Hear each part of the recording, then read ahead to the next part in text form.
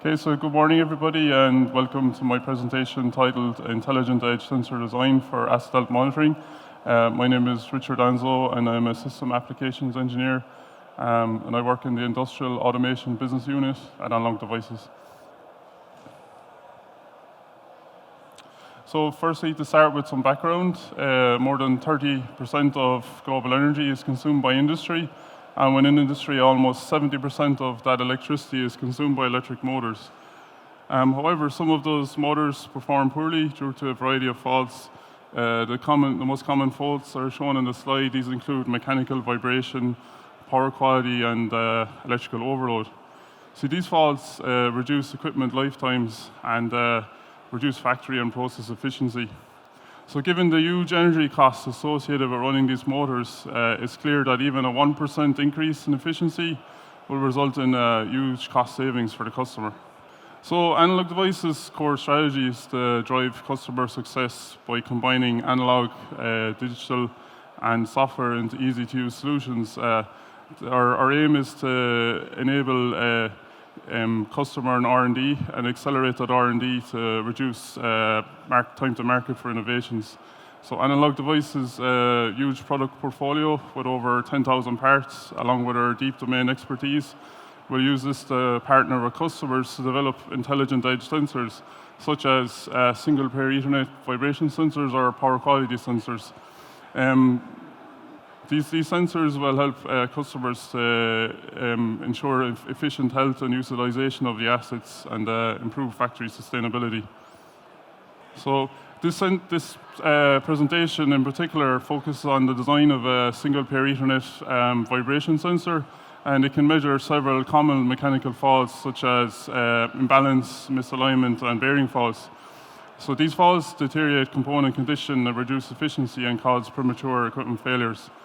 So one question you might ask is, why should we use single pair Ethernet, or what is the advantage of single pair Ethernet for condition monitoring? So single pair Ethernet offers significant advantages versus standard Ethernet or analog output sensors. This includes increased cable distance, simple sensor design, and small sensor size and edge processing and AI. For example, single pair Ethernet transceivers are available with integrated MAC with a simple digital SPI interface. This means that a wide variety of low-cost, small-size microcontrollers can be used at the edge sensor, so you don't need a high-powered microcontroller with integrated MIA interface like you would for standard Ethernet transceiver. In addition, digital SPI sensors with MEMS connectivity have several advantages. This includes the ability to record asset health history. So if you have a shock event or a high G vibration event at your sensor, you're able to record that asset health history on your vibration sensor. You also have IP addressability, which means you don't need to use gateway for each individual sensor. And in addition, MEMS sensors themselves offer some advantages. For example, you can measure very low frequencies right down to DC for high-value assets such as wind turbines. When you design a motor monitoring solution, it requires a complete systems-based approach. As a semiconductor manufacturer, Analog Devices has some expertise in hardware, software design, but to truly understand the complete customer design cycle, we also have some expertise in mechanical integration of those sensors.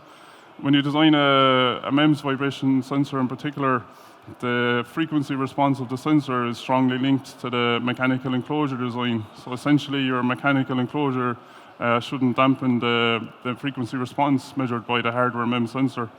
So simulation of mechanical and hardware designs is possible using programs like ANSYS, and also hardware design using LT-SPICE. So we can also use embedded software design and 3D printing to make a prototype.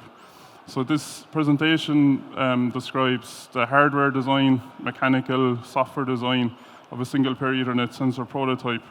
And we've also published several articles over the last 2 years which describe those various stages. So for example, we have one overview article which describes the sensor, which I'll describe in today's presentation. We also have an article which describes the the power supply design and design for EMC for that sensor. And then we also have another article which describes the mechanical mode analysis. So this presentation today just gives a brief synopsis of those articles. So the following 3 to 4 slides present some hardware design topics, including power supply design for low noise and EMC robustness. So typically a long cable up to 100 meters is used between the sensor and the data acquisition system, but typically the sensor is susceptible to EMC noise, so this cable can pick up noise from the industrial environment, but also a poorly designed sensor can also conduct noise from its output to the system.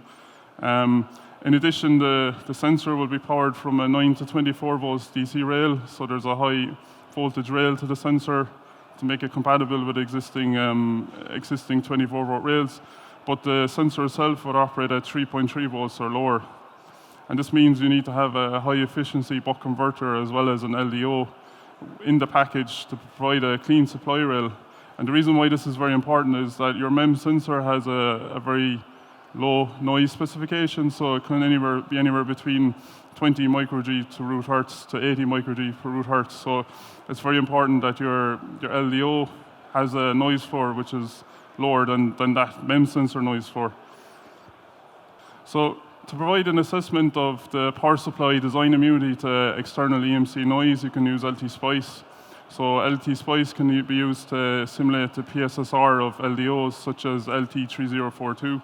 So the SPICE model shown on the left-hand side can be used to assess the change in the output voltage given a stepped change in input voltage over frequency at the input rail.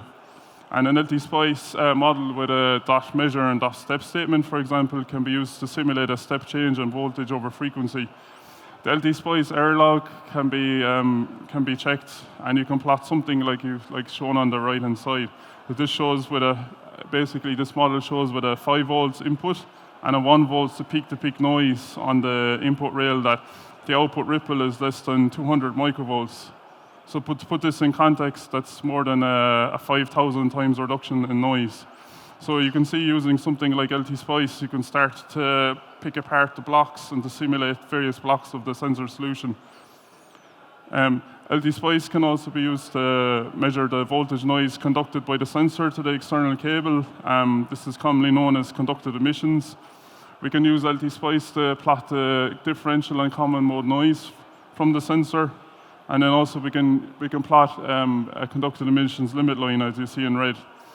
So a complete tutorial on the simulation environment setup, including the plot setting, file syntax, and other useful tips, can be found in my recent paper. It's how to get the best results using LT-SPICE for EMC simulation. So it describes the design flow as shown on the right. Basically, to match real lab measurements to simulation, we can use a LISN, which is a line impedance stabilization network. This provides the measurement port for the common mode and differential mode noise from the circuit. We can gather this data and we can actually match it to an EMC scan from a real lab. So you can see in the bottom right that the LT-SPICE plot picks up the key peaks in the voltage noise generated by the circuit. So you can see using a tool like this, you can save some time in lab work. Basically, you can design your sensor to perform as best as possible and to reduce the number of actual hardware iterations that you need to do. As well as power supply design, single pair Ethernet is quite attractive for sensors, and because both power and data are coupled over the same two wires. So this implementation is known as POODLE, or power over data lines. However, these components affect the communication channels between the sensor and the data acquisition system. Two significant factors are droop, or signal decay, and then also return loss. So return loss is a measure of impedance mismatches at all locations along a cable link. Basically, if you add inductors, capacitors, and other loads along the network, this can cause reflections on the network. Because single pair Ethernet runs at high data rates, so 10 megabits over a kilometer distances, a simulation tool to be able to at least simulate your circuit before you go to design it on hardware will be very useful. So once again, LT-SPICE is very useful here. It can be used to simulate return loss. In the circuit on the left-hand side, it can be used to simulate leakage inductions of common mode chokes, EMC protection circuits, power coupling, series capacitance. So LD Spice has an integrated Monte Carlo function. You can use it basically to simulate random variations in each of these components.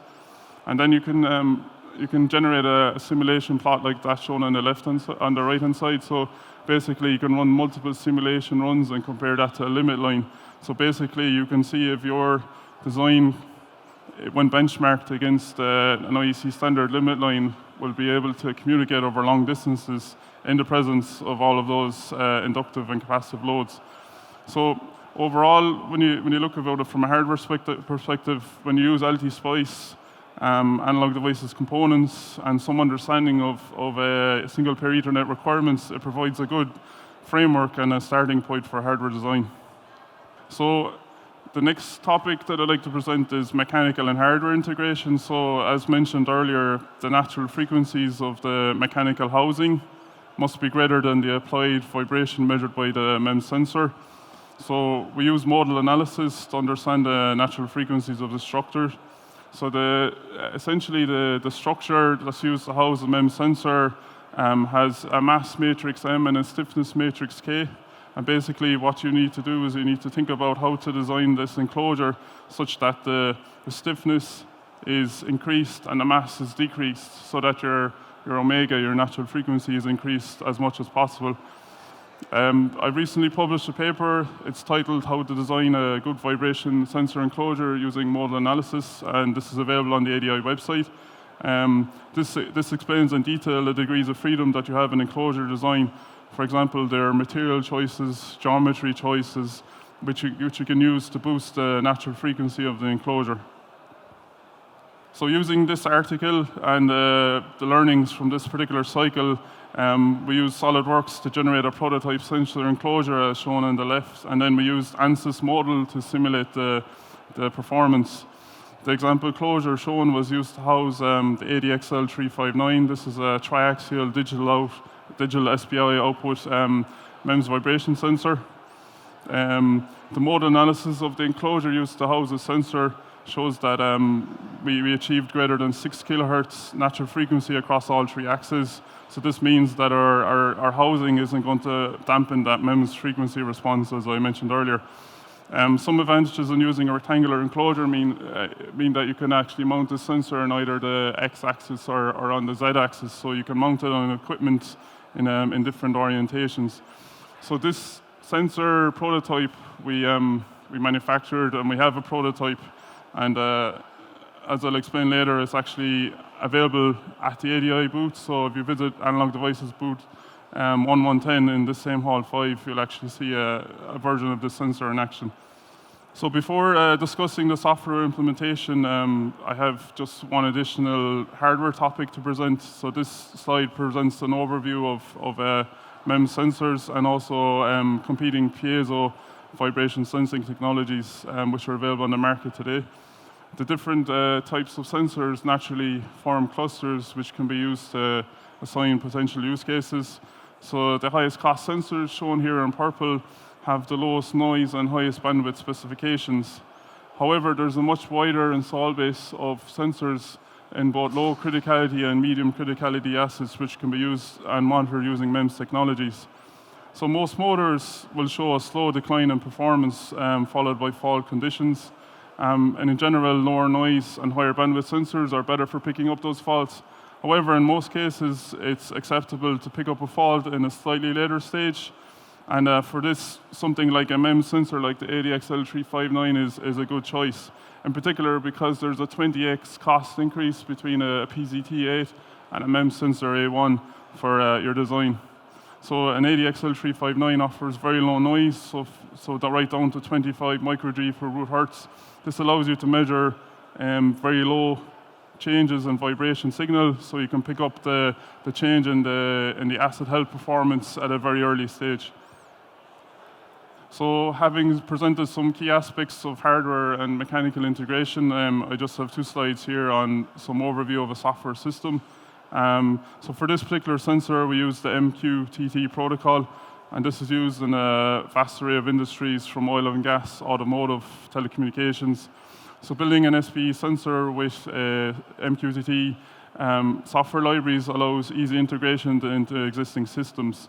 So MQTT operates on a publish-subscribe basis, so publishers and subscribers require an MQTT broker to be able to pass data. So for our prototype sensor, we use a Mosquito MQTT broker. This is located on a PC, and then we use the Python PyMQTT library to unpack that MQTT data and display on a user interface. The SP asset health sensor includes a Cortex M4 microcontroller. This is the Max X32670. This is used to pass the ADXL 359 data in an MQTT frame. Then we communicate over long distance. So in the demo that we have at our demo booth, we're communicating over 300 meters of shielded twisted pair cable. And then we have a standard Ethernet media converter board provides 10-base-T interface to the user interface. So this slide provides an overview of the embedded software development stack. Most low-cost M4 microcontrollers are more than sufficient for this task. The Max 32670 is sub $2 cost, and really this can handle the operating system, so both the free RTOS, the MQTT libraries, as well as a lightweight IP or LWIP stack. And this is a small independent open source implementation of the TCP/IP protocol. I think we're running up on time now, so I'd just like to present the sensor. So this slide presents the sensor prototype with single pair Ethernet connectivity. The sensor is available in two sizes. We have a version 0 sensor, which measures 80 by 40 millimeters, and we also have an updated version 1 sensor, which measures 40 by 40 millimeters. The sensor includes the components presented, including the ADIN 1110 single pair Ethernet MAC-PHY, the ADXL 359 MEMS, the Max 32670 microcontroller, and the power components listed. So these all components combine together to offer a sensor which can measure low and high frequency faults over long cables. So that brings me to the end of today's presentation. In summary, analog devices motor monitoring solutions enable the detection and repair of motor, power, and mechanical faults before system failure. Thank you.